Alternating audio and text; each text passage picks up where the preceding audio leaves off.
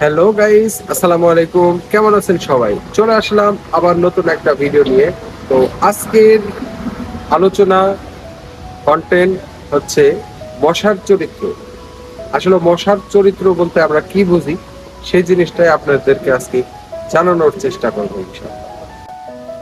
মশা একটি ছোট্ট প্রাণী, অথচ অতিরিক্ত বিরক্তিকর একটা প্রাণী এবং আকর্ষণীয় প্রাণী। এর চরিত্র বিশ্লেষণ করলে দেখা যায় এদের আচরণ এবং জীবনচক্র আমাদের জীবনে উল্লেখযোগ্য প্রভাব ফেলে। মশার স্ত্রী প্রজাতি রক্ত পান করে, কারণ ডিম পাড়ার জন্য তারা রক্তের প্রয়োজনীয় প্রোটিন সংগ্রহ করে। তারা মানুষের গায়ের ঘাম, শরীরের গন্ধ এবং নিঃসৃত কার্বন ডাই অক্সাইড দ্বারা আকৃষ্ট হয়।